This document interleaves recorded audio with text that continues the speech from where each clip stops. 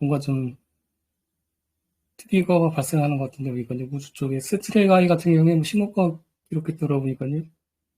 아, 네네, 그런 것 같습니다. 어, 이제 시작해도 되겠습니까? 예, 예, 시작하십시오. 아, 네, 저희 비조 우주방산인데요.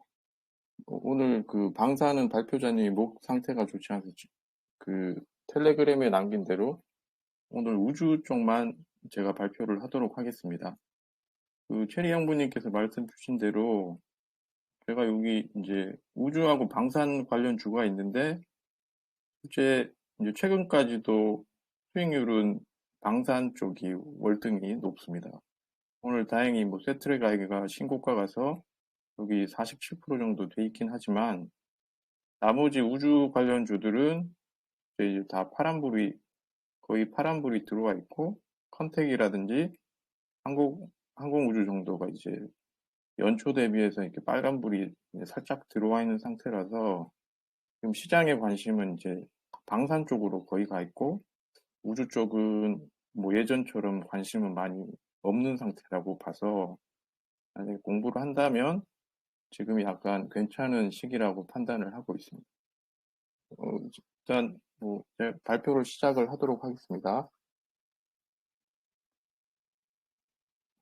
일단 그 우주 산업의 뭐 태동부터 잠깐 말씀드리면 실제 이게 뭐 위성이 제일 먼저 날아간 것은 뭐 소련이 1957년 쏘아 올린 이제 스푸트니크 1호로 알고 있습니다. 실제 지구를 이제 29,000km per hour로 돌아서 3개월 동안 한 6천만 킬로 비행을 했습니다. 원래는 미국에서도 원래 이제 소련이 이게 뭐 위성을 쏘려고 한 게 아니고 원래는 여기 보시면 그림에 보시면 그 대륙간 탄도미사일 R7을 57년 8월에 이제 최초 이제 시험 발사 성공을 하고 그해 또 9월에도 성공을 했습니다. 이제 그 당시에도 미국이 여기 위성인 뱅가드 위성을 준비를 하고 있었는데 이제 그, 그 소련 측에서 미국보다 이제 빨리 쏘아 올리려고 그 엔지니어가 그 후르쇼프 서기장인가 그 사람을 설득해서 이제 쏘아 올렸습니다.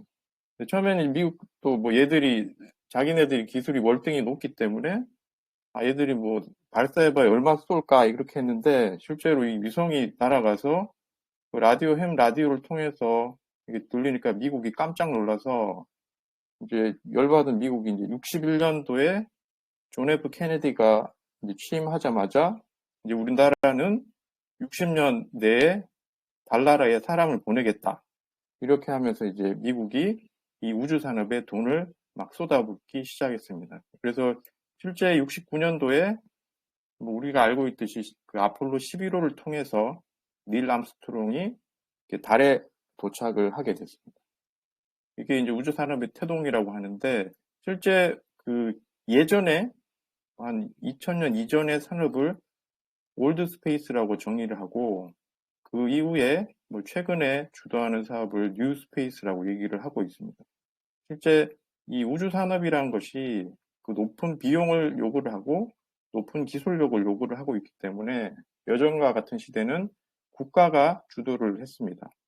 여기 보시면 이제 아까 말씀드린 아폴로 계획 때문에 미국 나사의 지출이 거의 60년대 자기네 그 GDP 대비 엄청 높은 수준이었다가 그 뒤로는 조금씩 낮아지고 있는 상황입니다.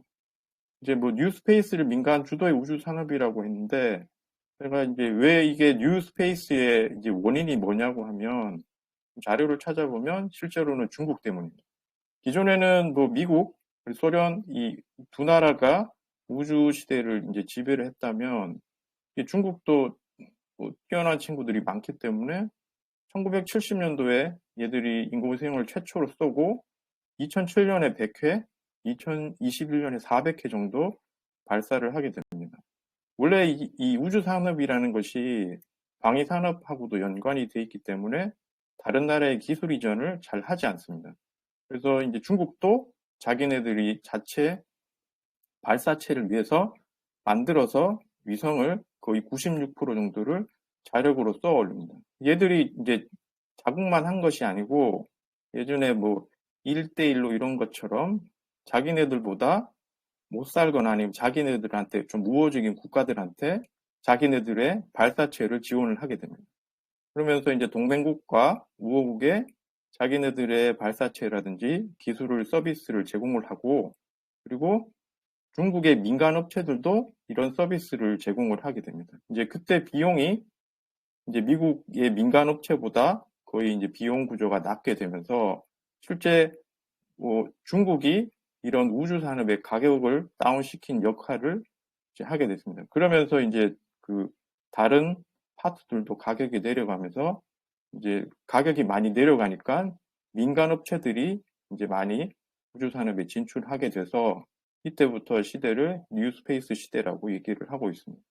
그래서 이게 실제 뭐 신한투자증권의 자료를 참조를 했는데 미국과 러시아가 60, 70년대 그리고 90년대를 하다가 갑자기 한 2002년부터 중국이 이제 위성 발사를 많이 하게 됩니다.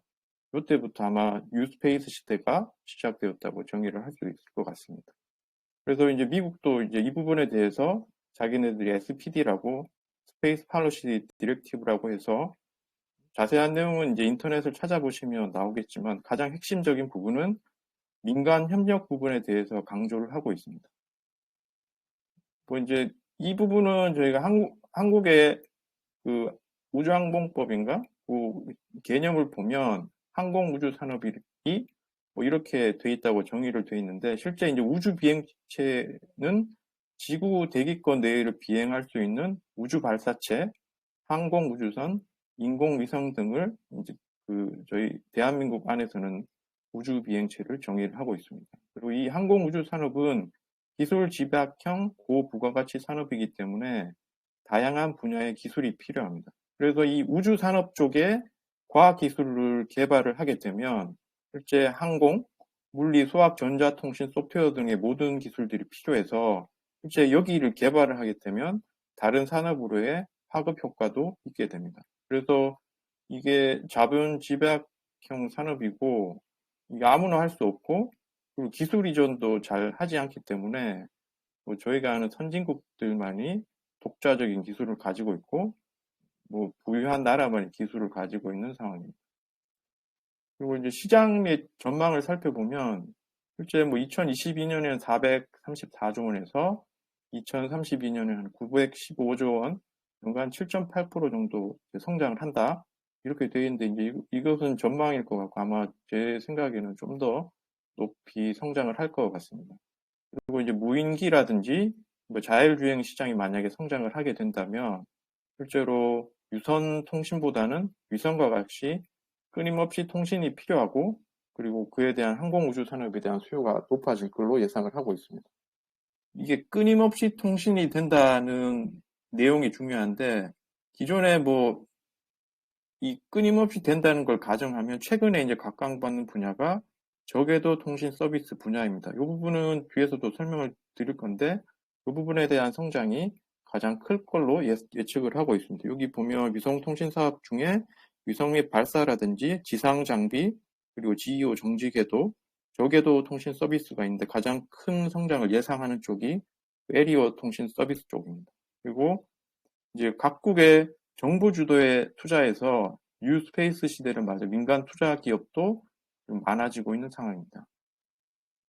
그리고 이제 제가 찾아보니까 주요 뭐 우주 관련 나라들을 찾아보면 이렇게 정리를 했는데 실제 이제 기술력은 미국이 1등 그리고 이제 예전에는 러시아가 2등이었는데 얘들이 돈이 많으니까 중국이 기술력과 자본력이 2위에 이제 해당하고 있습니다. 그리고 그 자기네들 우호적인 나라의 이제 발사체라든지 이런 것들을 지원했던 그 프로젝트가 1대1로가 아니고 디지털 실크로드라고 해서 물론 자기네들 기술을 우호적인 국가나 동맹국들에게 제공을 했고 그리고 러시아가 기술력은 3등 지금 여기 이제 대한민국은 없는데 여기 있긴 한데 대한민국은 올해 이제 우주항공청 미국으로 따지면 나사를 설립해서 우리도 이런 나라들을 따라보자 하고 있습니다.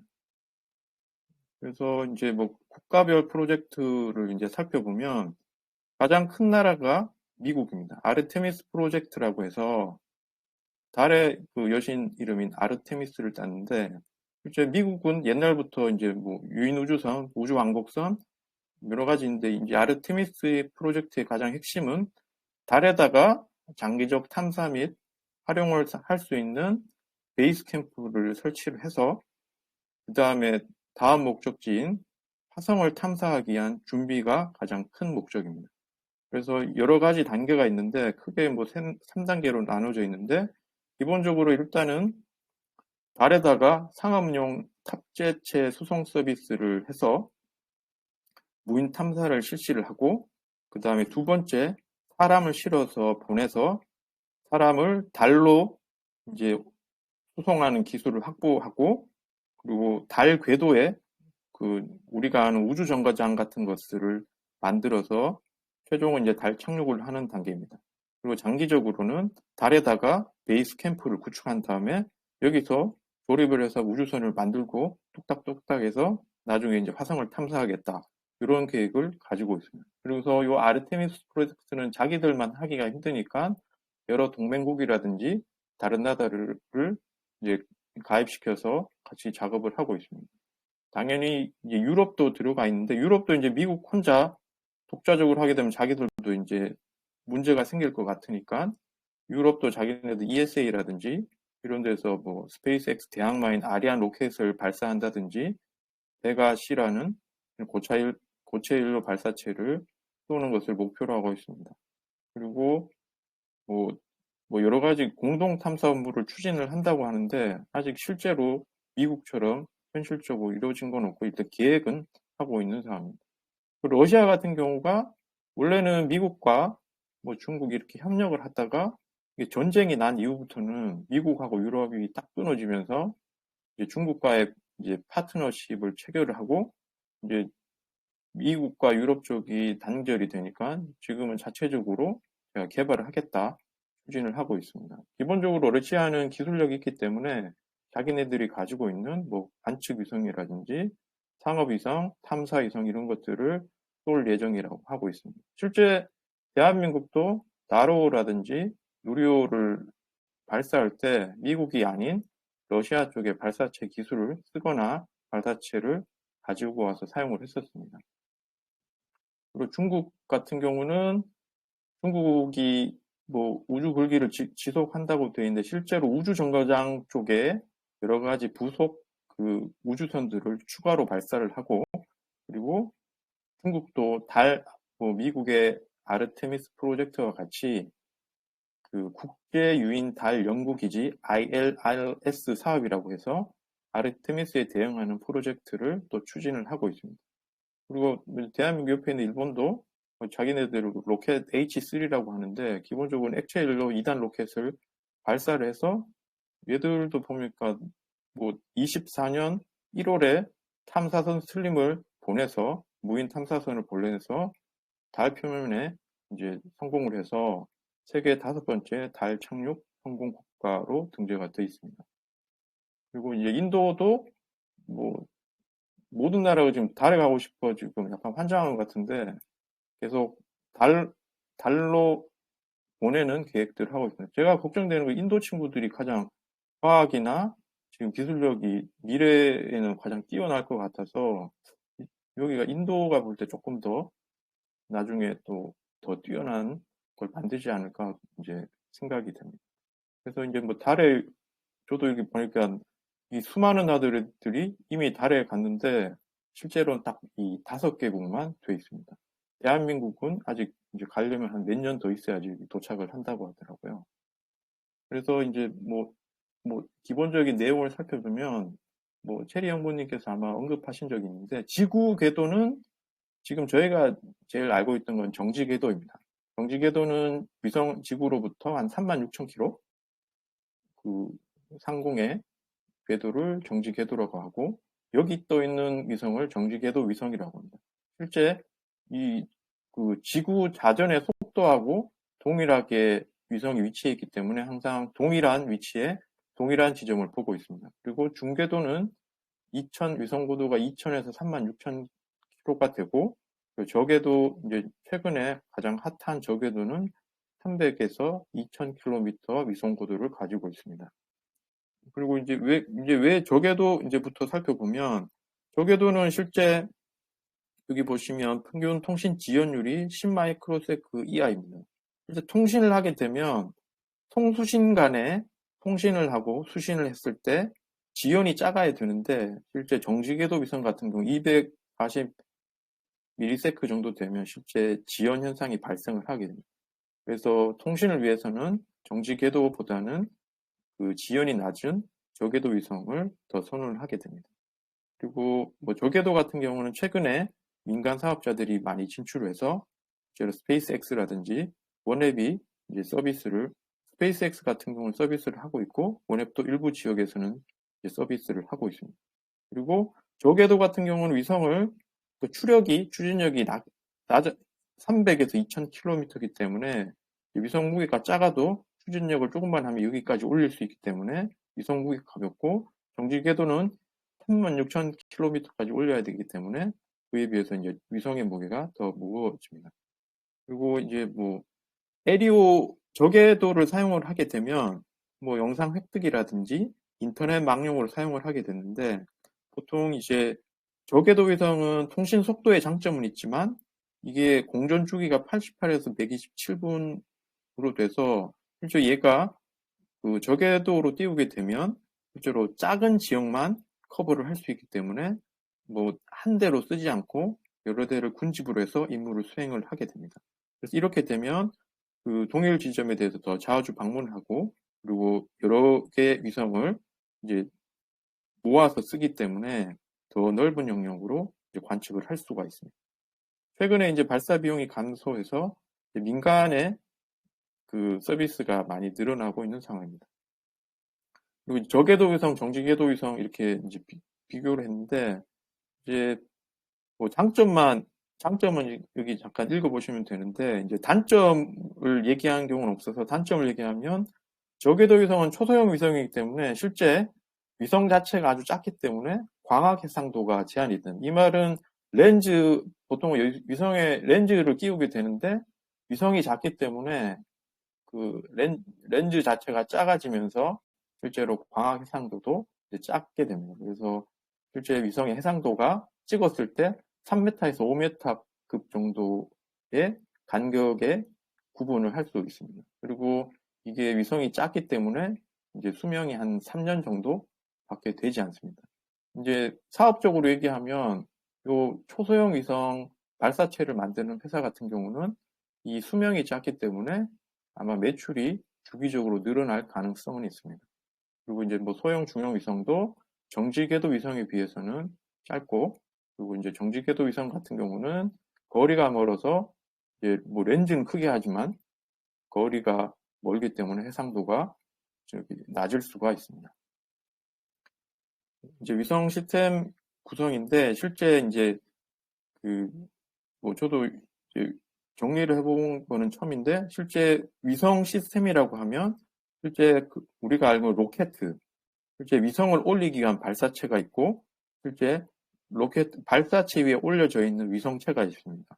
위성체는 실제 이 위성의 기본적인 구동을 하기 위한 위성 본체가 있고, 실제 위성 본체는 뭐 전기라든지 위성이 우주에서 자세를 잡고 왔다 갔다 움직이게 하기 위한 자세 및 궤도 제어기가 있고, 그리고 태양열로 움직이기 때문에 관련된 열 제어계, 그리고 그 지상국과 통신을 하거나 명령을 주고받기 위한 무원격 측정 및 명령계가 있습니다.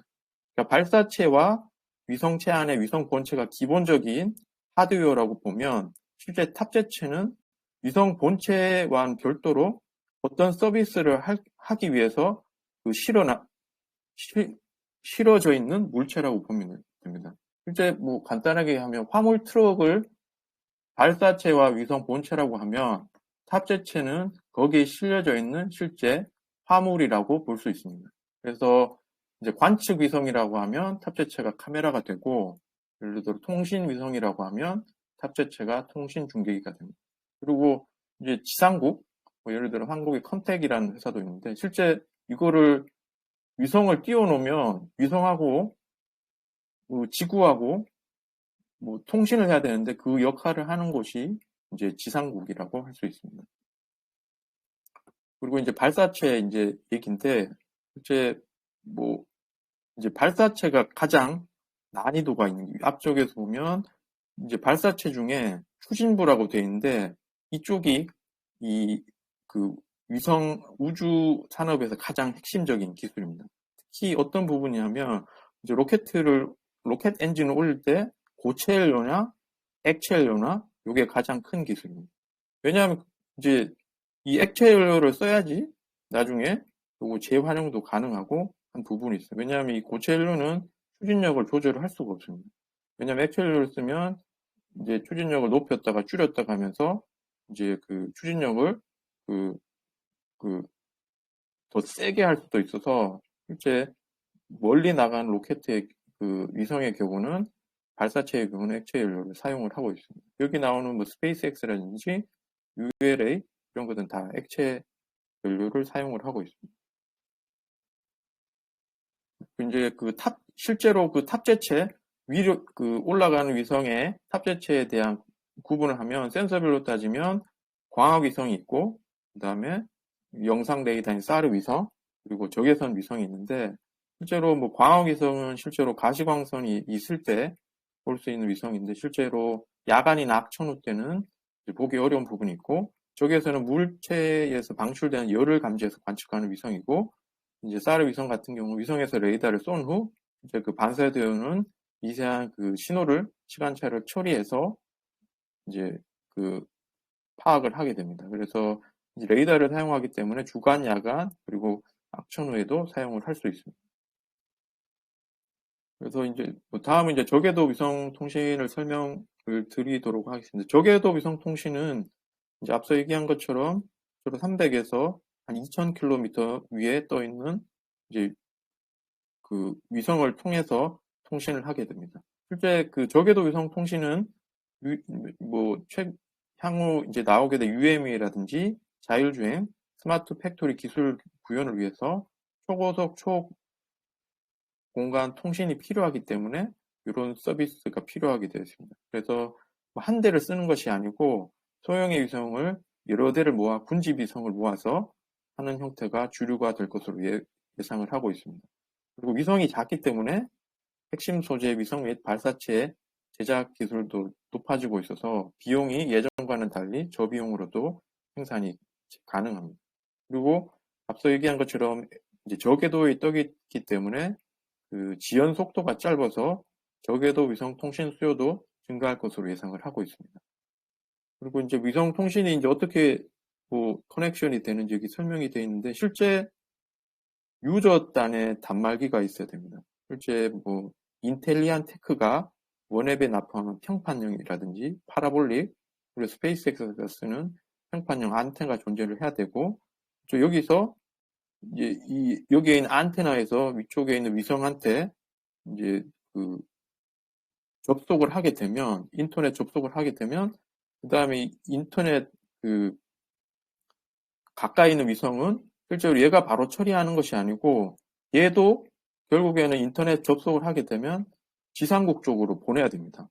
근데 이제 만약에 자기가 지상국이 바로 볼 수 있으면 바로 하게 되지만 만약에 자기 주변에 지상국이 없다 그러면 가장 가까운 지상국 쪽에 있는 위성 쪽에 전달을 하게 됩니다. 그래서 가장 지상국 쪽에 가까워 있는 위성이 지상국과 교신을 해서 지상국은 또 이제 백홀이라고 해서 실제 네트워크 오퍼레이팅 센터로 전달을 한 다음에 인터넷에 연결해서 다시 이제 정보를 주게 되면 반대 경로는 똑같이 이렇게 와서 이쪽으로 연결이 되게 됩니다.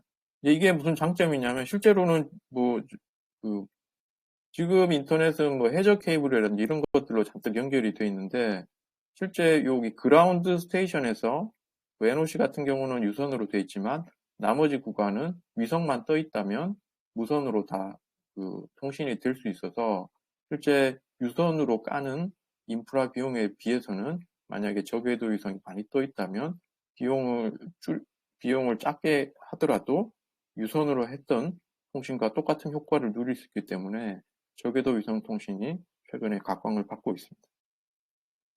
그래서 이제 뭐 민간 업체들을 여기 이제 조금 나열을 했는데 가장 유명한 게 스타링크입니다. 실제 일론 머스크가 스페이스X를 2002년에 설립해서 여러 가지 이제 위성을 쏘고 있는데 지금 목표 수량은 42,000대 정도 올리겠다고 하고 실제 뭐 배경을 보면 이게 스타링크를 한 배경을 제가 좀 찾아보니까 원래 스페이스X는 여기 보시면 모회사가 스페이스X인데 발사체 우주선 우주 쪽에 이제 그 서비스를 하기 위한 회사인데 이거가 돈이 많이 드니까 이제 그 앨런 머스크 입장에서 이게 돈이 계속 드는데 꾸준하게 캐시카우를 할 수 있는 사업이 없을까 하다가 보니까 위성 인터넷 서비스를 하게 되면 언젠가는 지속적인 캐시카우로 될 수 있겠다. 왜냐하면 자기네들이 위성 사업을 하고 있기 때문에 위성을 쏴서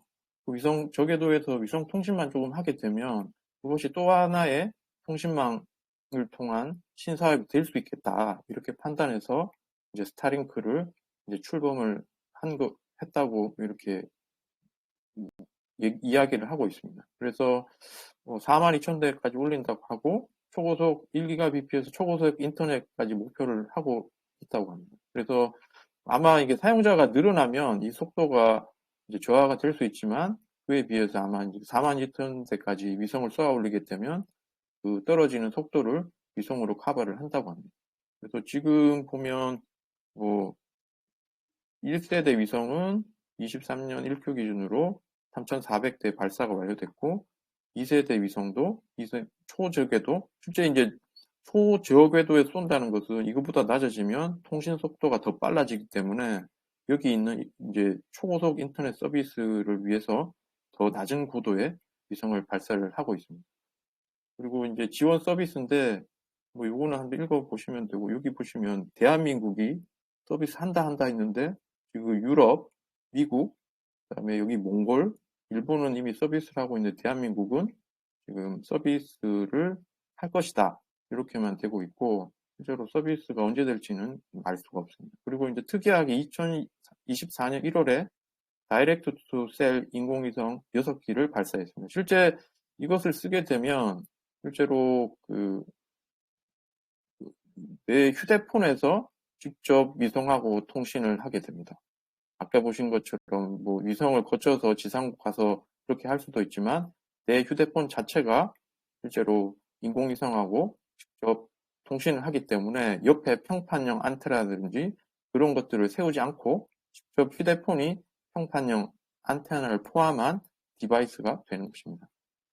그리고 이제 스페이스 X에 이제 그 저궤도 위성 통신을 하기 위해서 스페이스 X가 발사체를 올리게 되는데 지금까지 나온 건 한 세 가지 정도의 팔콘 9과 팔콘 헤비, 스타쉽 이렇게 되어 있습니다. 실제로 뭐 스타쉽이 가장 크고 중량도 높고 특이하게 이 페이로드 이쪽 그 발사체 위에다 물건을 올리게 되면 이게 그 무게를 얼마까지 올릴 수 있는지 스펙이 이제 그 스페이스 홈페이지에 나와 있는데 특이하게 저궤도부터 마스, 화성까지 보낸다 이렇게 계획을 하고 있습니다. 이제 저궤도로 올리게 되면 이제 4톤부터 화성까지 보내려면 22.8톤까지 실을 수 있다 이렇게 되어 있습니다. 그러니까 머스크는 이 스페이스X를 구상할 때부터 우리는 저궤도에도 올리지만 기본적으로는 화성까지 이 페이로드를 올릴 예정입니다. 이렇게 생각을 하고 있는 것 같습니다. 그래서 스타쉽 같은 경우는 실제 2단으로 되어 있는데 실제 1단이 엔진이 가장 많고 여기 보시면 슈퍼헤비라는 부스터부고 엔진이 33개가 달려 있습니다. 그리고 스타쉽 이제 이 부분인데 이제 이 발사를 하게 되면 쭉 올라가다가 1단이 떨어져 나오고 2단부터는 중력이 약해지는 대기권을 벗어나서 이제 그때부터는 추진력이 약해도 이 관성 힘으로 나가기 때문에 엔진 3기를 달아서 이제 스타쉽이 뻗어 나가게 됩니다. 그리고 이제 다음은 이제 원앱인데 원앱은 실제 영국 대표 위성 통신업체인데 20년 3월에 파산 신청을 했습니다. 그리고 이게 20년 11월에 영국 정부와 바르타 그룹이 원앱을 인수했는데 이것을 인수하게 된 배경도 찾아보니까 이게 영국이 그 브렉시트라고 해서 이 EU에서 애들이 탈퇴를 했습니다. 원래는 이제 유럽 연합에 있으면서 이런 우주 산업도 같이 협력을 하고 있었는데 브렉시트를 하면서 이제 되니까 이제 유럽 쪽과 우주 산업도 손이 딱 끊어지니까 애들이 이제 이 원액을 인수하지 않으면 자기네들이 이런 우주 산업 쪽에 손을 이제 뻗을 수가 없으니까 이제 어쩔 수 없이 인수를 했고 얘들도 같이 이제 붙어서 원앱을 인수하게 됐습니다. 그리고 21년 8월 하나 시스템이 이제 8.8% 취득을 하게 되면서 여기 지분율 8.8%로 이제 원앱의 5번째 주주로 이제 올라가 있는 상황입니다. 얘들은 이제 2023년 9월에 저궤도 서비스랑 원앱하고 실제로 프랑스의 유텔셋이라는 정지궤도 위성 회사를 합병을 해서 지금은 이제 정지궤도하고 저궤도 위성을 결합한 위성 통신사로 이제 발돋움했습니다. 그리고 이제 뭐 현재 그 634기의 이제 위성을 이제 보유를 하고 있는데 초기에는 이제 극지방을 시작으로 통신 서비스를 이제 확대할 예정이라고 합니다.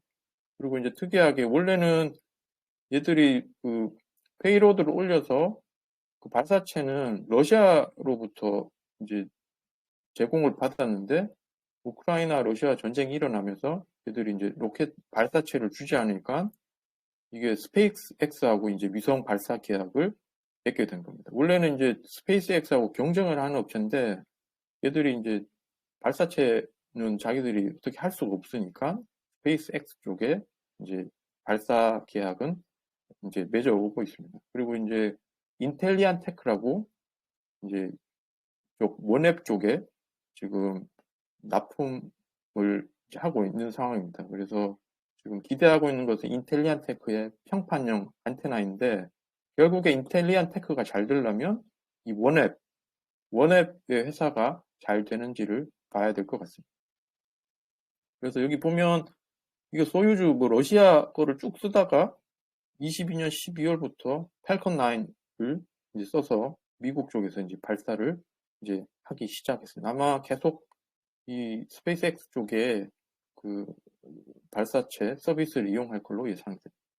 그리고 마지막 카이퍼 프로젝트인데 이게 아마존이 카이퍼 프로젝트라고 해서 아마존도 이제 블루 오리진 카이퍼 프로젝트 막 혼용이 되는데 저도 이번에 알아보니까 블루 오리진은 보통 우주 여행이라든지 로켓 운송, 실제 뭐 쿠팡에서 차용한 로켓 배송, 진짜 로켓으로 배송을 하는 서비스를 하기 위한 독립된 회사입니다. 근데 이제 카이퍼 시스템은 이게 왜 만들었냐 배경을 보면 이게 우주 여행이라든지 로켓 배송하려고 보니까 이게 언제 성공할지도 모르고 이게 이게 하면 좋은데 돈도 계속 들어가니까 안 되겠다.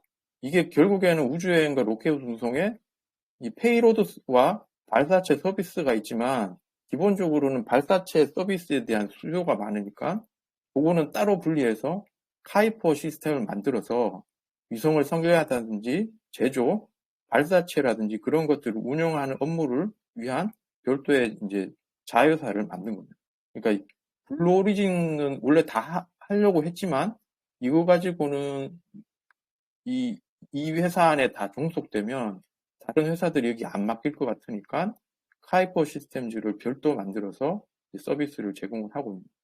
그래서 얘들도 저궤도 위성을 활용해서 초고속 인터넷 서비스를 제공을 목표로 하고 있는 것인데 이제 앞서 보신 스페이스X와 그 스타링크와 카이퍼 아마존의 이제 카이퍼 프로젝트의 가장 큰 차이는 일단 뭐 저도 책을 좀 찾아보니까 나중에 되면 아마존은 이 카이퍼 프로젝트에서 이제 소요가 된 안테나를 무상으로 제공할 계획도 가지고 있는 것 같습니다. 왜냐하면 기본적으로 아마존이 유통회사이기 때문에 인터넷이 돼야지 자기네들 아마존 사이트에 접속해서 고객이 물건을 사게 되는데 실제로 만약에 뭐 그 비디오 영상이라든지 이런 영상을 주고받는다고 하면 저궤도 위성이라 할지라도 속도가 많이 필요하지만 만약에 단순한 쇼핑이나 간단한 영상, 뭐 작은 영상 정도만 본다고 하면 얘들이 생각하고 있는 것은 어느 특정 이상의 금액을 구매하면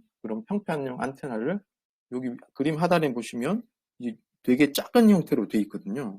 그러니까 뭐 인텔리안 테크의 평판형 안테나도 되지만 실제로 얘들이 추구하는 것은 대형, 중형, 소형이지만 커스터머 일반 고객한테는 작은 형태의 평판형 안테나를 제공해서 어디서든 끊어지지 않는 인터넷을 제공하는 게 목표라고 하지만 결국에는 본인들의 아마존의 취지에 맞는 쇼핑에 대한 그 서비스를 제공하는 게 목표다.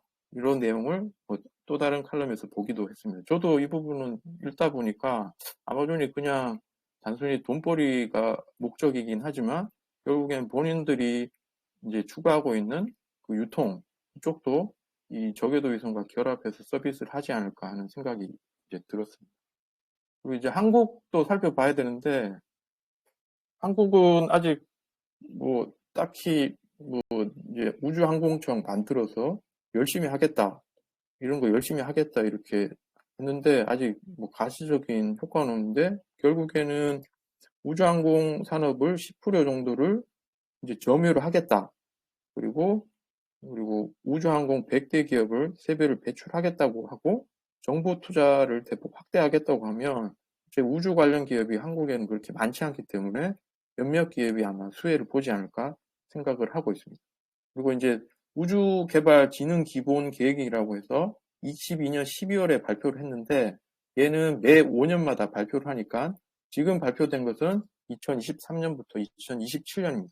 그리고 아마 2027년에는 5차 우주개발진흥 기본 계획이 발표가 되기 때문에 그리고 그때 또 한번 어떤 내용인지 또 어떤 변화가 있을지 이제 살펴봐야 될 것 같습니다. 그리고 이제 뭐 지금까지 쏘아올린 한국의 우주 산업은 나로하고 누리온데 여기 보시면 이제 특이한 게 2013년에 성공했는데 이때는 러시아한테 1단 엔진을 빌려왔습니다. 그리고 이제 저도 이번에 처음 알았는데 계속 약어로 KSLV라는 한국형 발사체였는데 결국엔 KSLV가 코리아 스페이스 런치 비클 그냥 한국 우주 발사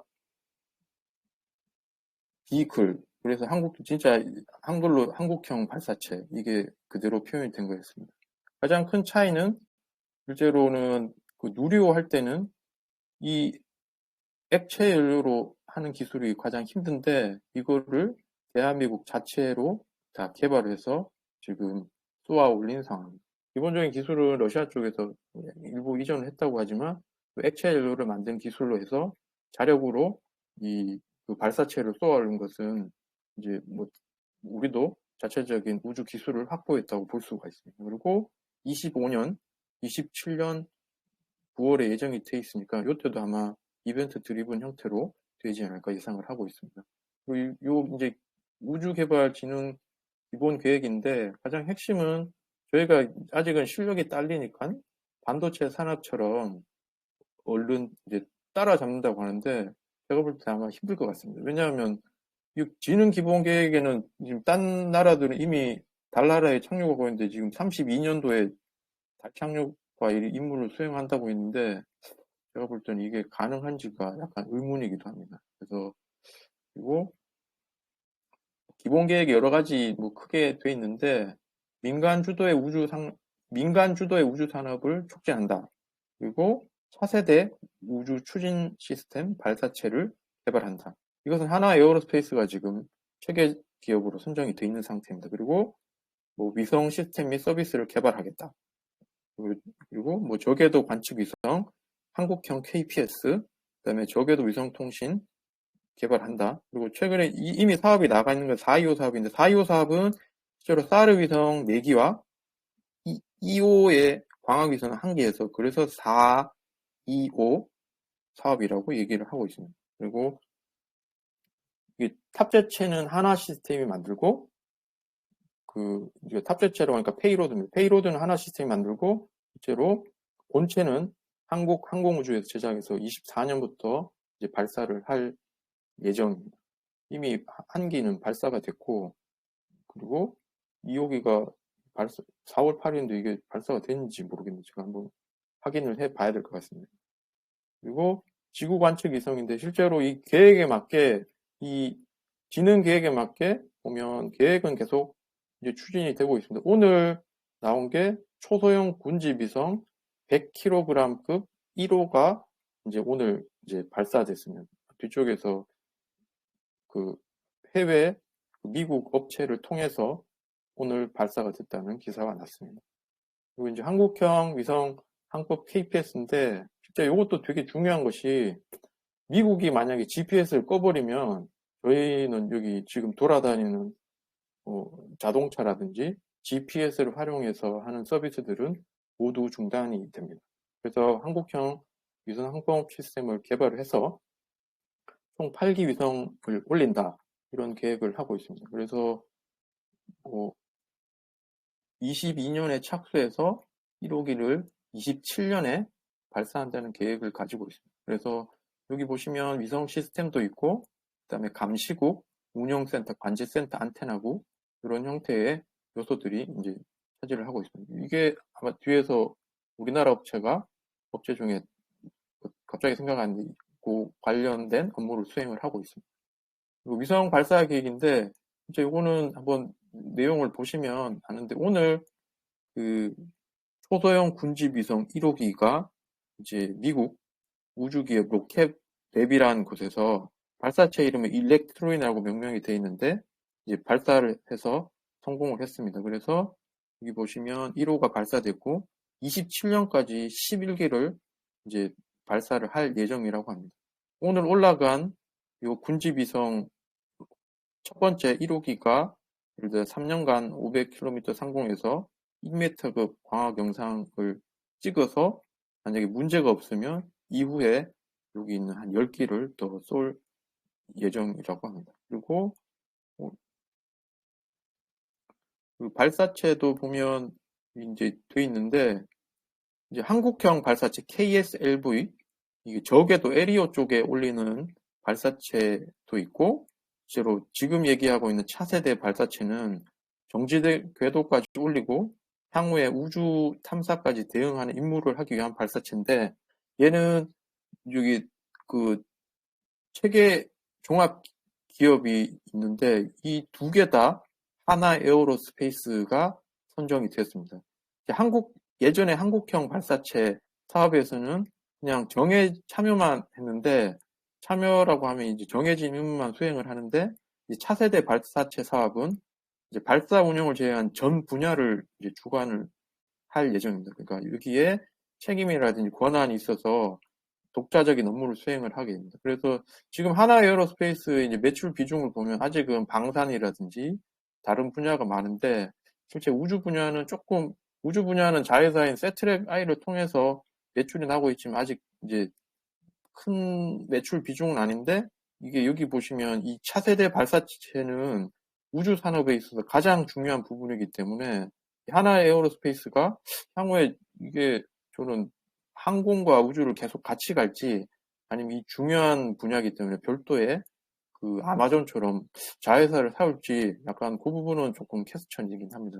근데 이 하나 에어로스페이스는 현재는 이제 항공 방산 쪽 매출이 높지만 분명히 우주 쪽도 향후에 기대가 되는 분야입니다.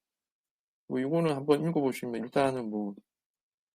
일단 차세대 발사체는 멀리 더 무겁게 발사한다. 그게 목표입니다. 그리고 국내 주요 기업 이제 좀 살펴봤는데 실제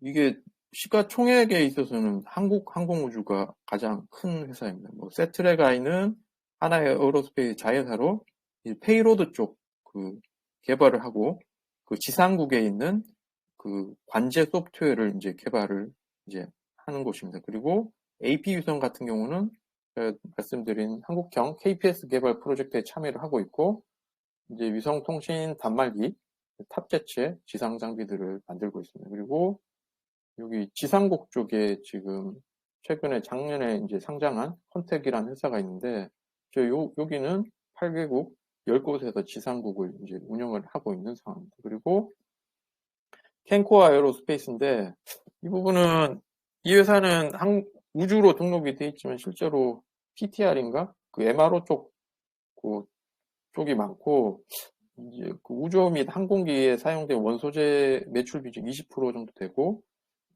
우주 발사체 및 위성 관련 파트 생산이라고 하고 있지만, 아직은 그 항공 쪽 부분이 매출이 더 높은 걸로 알고 있습니다. 그리고 인텔리안 테크인데, 여기 이동체 위성통신 안테나 개발 및 생산인데, 실제로 파라볼릭을 그동안은 매출이 높았는데, 이제 평판형, 원웹 쪽에 평판형 안테나를 기대를 하고 있는 상황입니다. 그래서 기업들 주가 흐름을 잠깐 살펴봤는데, 지금은 약간 우주 쪽에 인기가 없어서 전년도만 해도 이렇게 막 주가가 많이 올라갔다가 실제로는 주가가 많이 내려가는 상황입니다. 실제로 주가의 폭을 보면 인텔리안테크가 가장 가격대가 한국항공우주가 그 시가총액은 가장 크지만 주가는 좀 차이가 있었습니다. 그리고 이제 정량적 분석도 잠깐 해봤는데 이제 이 매출 규모는 한국항공우주가 압도적으로 높아서 이쪽 우측 그래프를 보셔야 되고 나머지는 왼쪽 그래프를 보시면 되는데 이제 인텔리안 테크가 기존의 파라볼릭형이라든지 그 해상에서 수신하는 안테나를 팔고 있어서 가장 매출 규모가 두 번째로 높았고 나머지들은 그냥 고만고만한 수준이었습니다. 그리고 OPM 같은 경우는 특이하게 이제 AP 위성이 가장 높았습니다. 거의 한 20%에 육박을 하고 그리고 한국 항공우주는 매출 대비 OPM이 높지 않아서 이게 그럴 때도 이 매출 원가가 높나?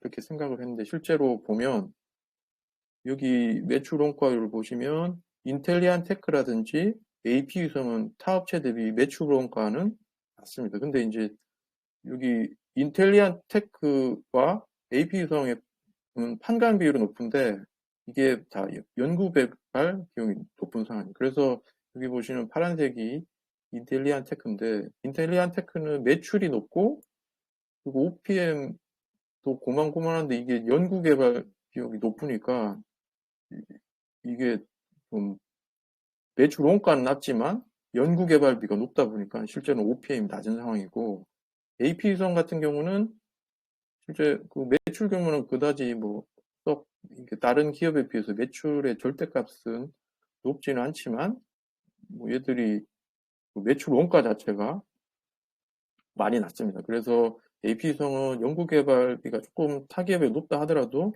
매출 원가 자체가 낮아서 이렇게 OPM이 이제 높게 나오는 상황입니다. 그리고 이제 현금 흐름 같은 경우도 보면 앞서 인텔리안 테크라든지 AP위성 이런 곳이 가장 이제 제가 봐도 지금 현재로서는 가장 이렇게 좋은 느낌이었는데 실제 현금 흐름 쪽에서도 AP위성 같은 경우는 거의 카펙스 없이 그냥 들어온 돈 그대로 다 지금 프리캐시 플로우로 잡히고 있고 인텔리안 테크도 실제 이제 그 자기네들 평판형 안테라든지 이쪽에 이제 그걸 위해서 카펙스를 아마 투자를 많이 한 영향이 있는 것 같습니다. 근데 이제 최근에 23년도에 이게 조금 OCF가 돌아서면서 향후에 조금 긍정적인 모습을 보일 것 같고 나머지 회사들은 이게 전반적으로 세트레가이 같은 경우도 이제 OCF는 높지만 지금 아직 카펙스를 많이 투자하고 있는 단계라 전체적으로 FCF는 마이너스고 이 한국 항공우주는 이게 수주 형태의 사업이라서 전체적으로 좋지는 않은 상황입니다. 여기 컨택 같은 경우는 23년 상장한 회사라 이 통계 자료에서는 이제 생략을 했습니다. 시간이 많이 지났는데 우주 산업 이 정도로 마치도록 하겠습니다. 고맙습니다. 대단히 고생 많으셨습니다. 우주산업 강의를 들은 느낌이네요, 그러니까요. 우주 시간을 쪽에